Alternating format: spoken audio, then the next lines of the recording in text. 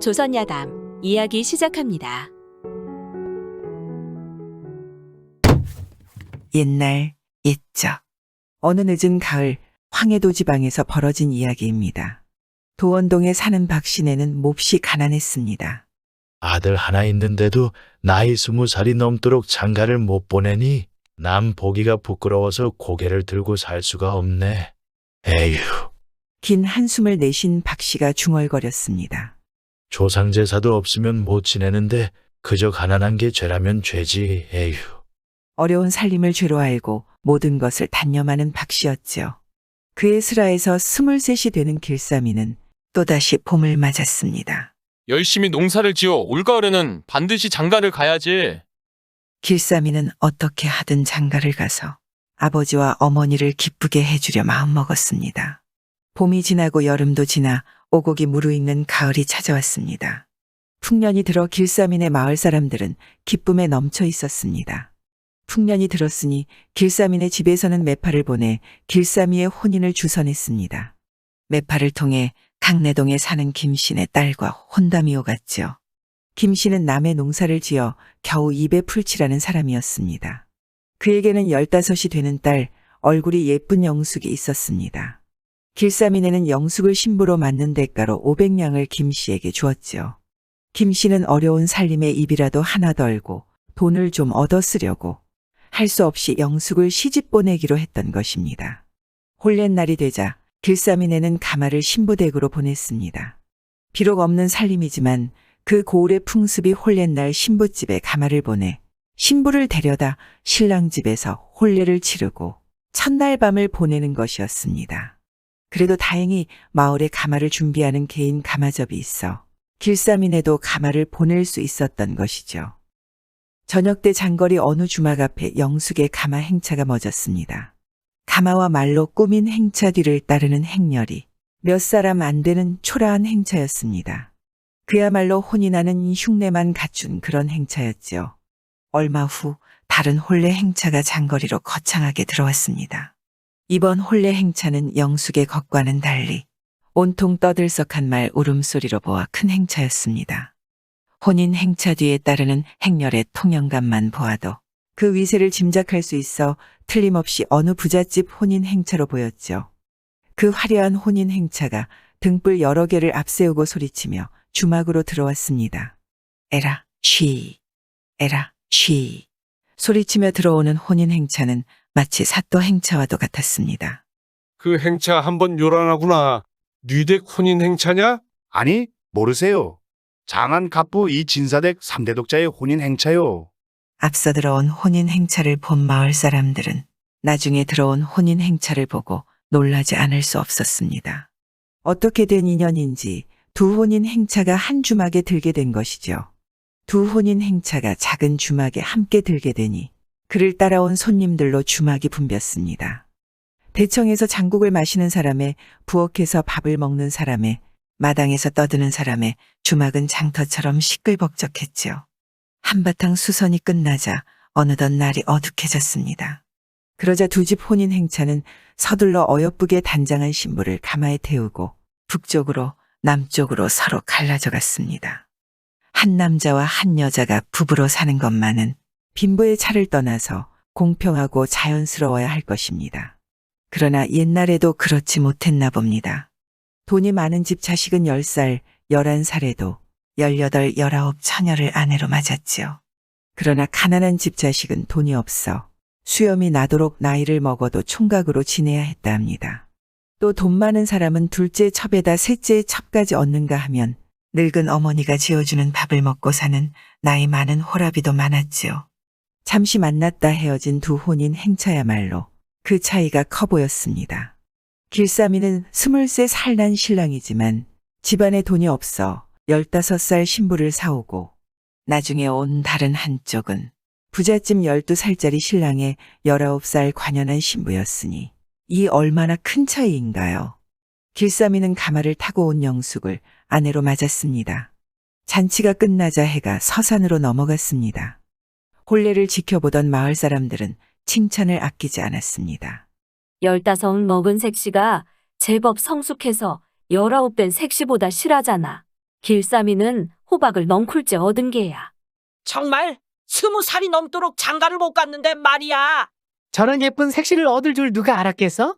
모두 입을 모아 길쌈이를 축복했지요.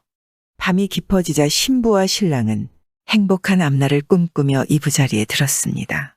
평생 장가 한 번 못 가보고 죽을 줄 알았던 길쌈이는 어여쁜 신부 앞에서 가슴이 콩닥콩닥 뛰었습니다. 깊은 밤 등잔불은 꺼지고 길쌈이와 신부는 서로를 꼭 안았습니다. 그때 문 밖에서 어지러운 발소리가 나더니 누군가 급히 주인을 불렀습니다. 계시오? 계시오? 니시오? 건넌방에서 자던 신랑 아버지는 옷도 제대로 못 입고 바삐 뛰어나갔습니다. 한편 해주에 사는 이 씨는 양반 가문의 자손으로 소년 때의 진사에 합격해 황해도에서는 손꼽는 사람이었습니다. 그에게는 나이 12살 먹은 아들 장생이가 있었습니다. 말할 것 없이 이 진사에게는 귀중한 아들이어서 오래 살라고 붙인 이름이었지요. 당시에는 귀한 자식일수록 일찍 장가를 드렸습니다. 그래서 배필을 구한 것이 벽성군에 사는 정 씨의 무남동녀로 19살 된 교수였습니다. 이 진사 아들과 정 씨 딸과의 혼인은 성대하게 잘 치러졌습니다. 길쌈이의 혼례에 비할 바가 아니었죠. 그런데 풍악소리의 잔치가 한바탕 벌어지고 시끌벅적한 가운데 구경하는 사람들 한쪽에서는 신부를 보며 수군대는 게 아니겠나요? 바보시게 어쩌면 19이나 된 색시가 저렇게 작단 말이오.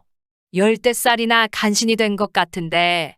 맞아. 얼굴도 예쁘고 얌전한데다 똑똑해 보이기는 하는데 저리 작으니. 아무리 어려 보인다 해도 저렇게 앳되게 보이나? 그러니 즐거운 잔치 속에서 마을 사람들이 수군대는 소리를 이 진사도 들었지요. 그래 가만히 보니 며느리가 19이라 하기에는 이 진사 눈에도 어리게만 보였습니다. 그래 조용히 신부를 불러다 물었지요.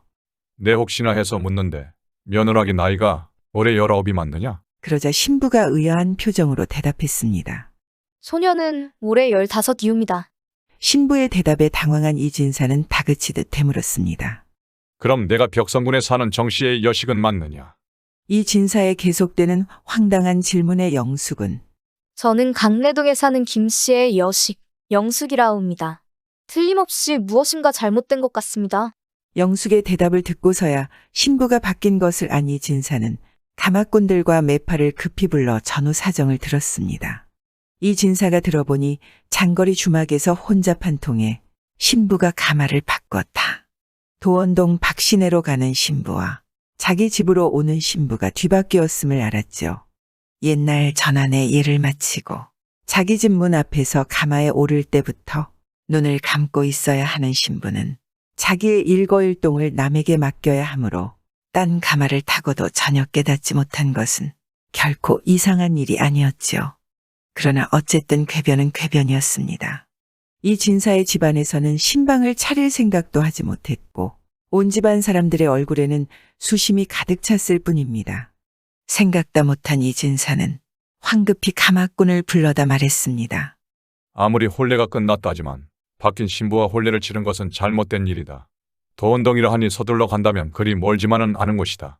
아직 사당에서 초례를 지내기 전이니 서둘러 가마를 대령하여 이 신부를 모시고 도원동 박신의 집으로 달려가서 일의 자초지종을 설명하고 신부와 신부를 받고 오거라. 그렇게 분부를 받은 하인들은 박신의 집으로 떠났습니다.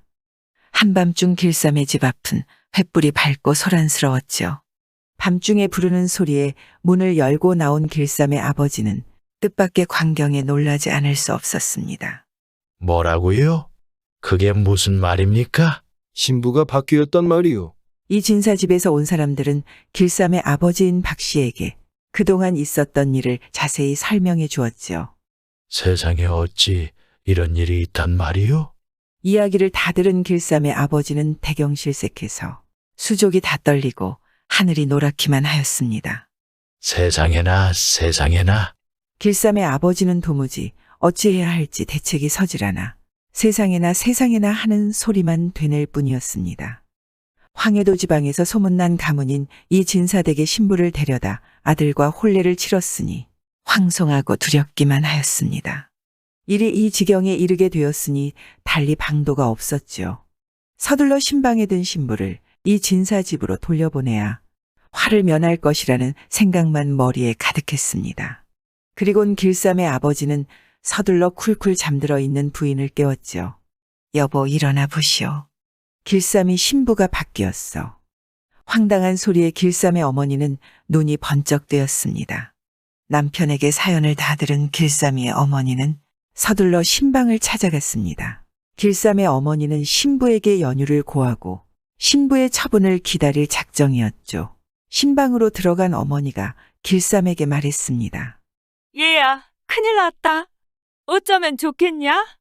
신부가 바뀌었다는구나. 그러고는 방바닥에 털썩 주저앉았습니다. 어머님, 그게 무슨 말씀이세요?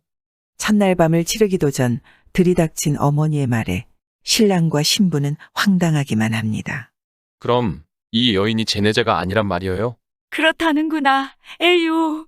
길쌈이는 어머니의 한숨 섞인 목소리를 듣고서야 부인이 뒤바뀐 것을 실감했습니다. 아가씨, 어서 가마에 오를 준비를 하세요. 어머니는 떨리는 음성으로 세도가의 며느리가 되는 만큼 높임말로 신부에게 행장을 독촉했습니다. 밖에서는 이 진사댁 하인들의 독촉이 성화 같았습니다. 이 분위기 속에 황당하여 말없이 앉아있던 신부는 탄식하는 길쌈이 가엾게만 보였습니다. 그러더니 신부가 자세를 고쳐 앉으며 말했습니다. 조선은 인정의 나라입니다. 아무리 신부가 바뀌었다고 해도 한 이부자리에 들었는데 어찌 신랑을 뿌리치고 떠날 수 있겠습니까? 이것도 하늘이 내린 연분으로 알고 이 남편을 섬기겠으니 이진사 덱하인을 돌려보내 주십시오. 저희 집안은 가난하고 미천하요. 이진산의 부귀와는 될 것도 아닙니다. 천부당 만부당 하신 말씀이요.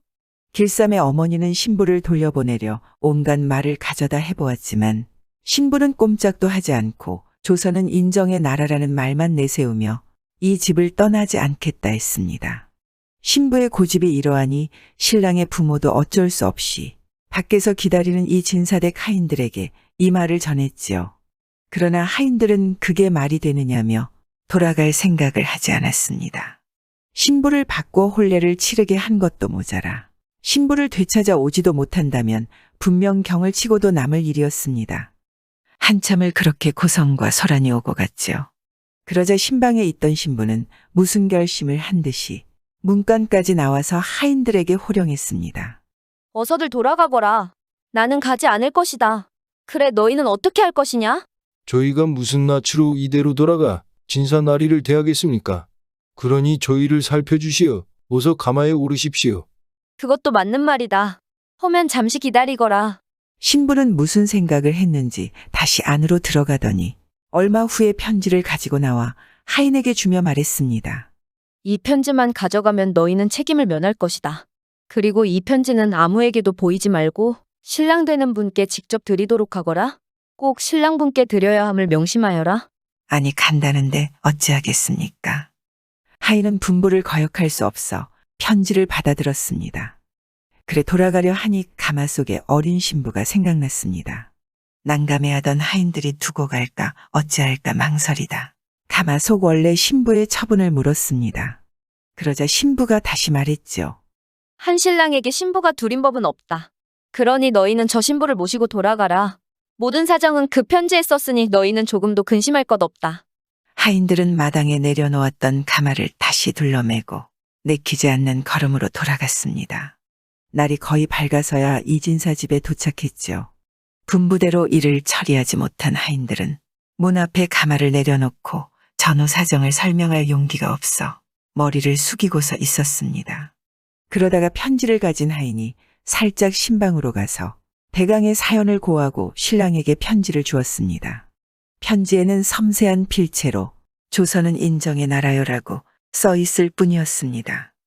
12살 난 신랑은 그것을 보고는 아무 말 없이 천장만 쳐다보고 앉아 있었지요.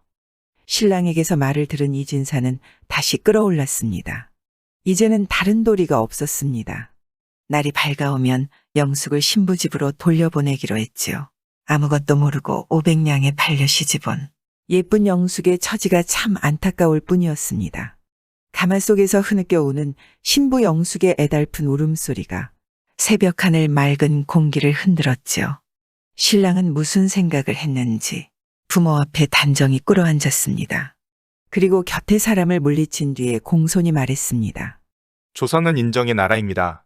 일이 이렇게 되었다고 어찌 신부를 쫓아보낼 수 있겠습니까? 그러면 어떻게 하자는 말이냐? 답답했지만 이진사는 그래도 아들의 말을 들으려고 했습니다. 사람은 모두 마찬가지입니다. 그 신부도 사람이요, 이 신부도 사람입니다. 이것도 연분입니다.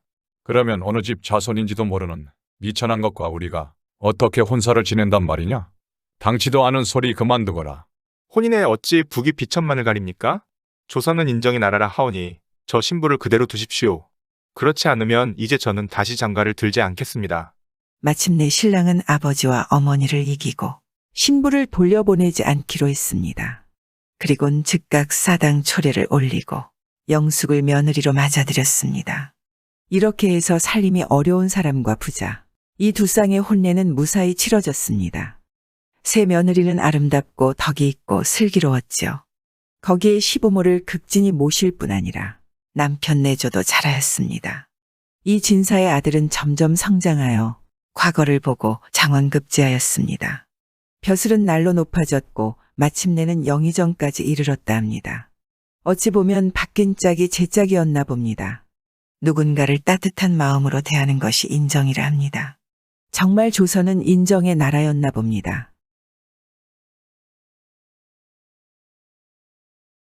구독과 좋아요와 함께 오늘도 좋은 날 되세요.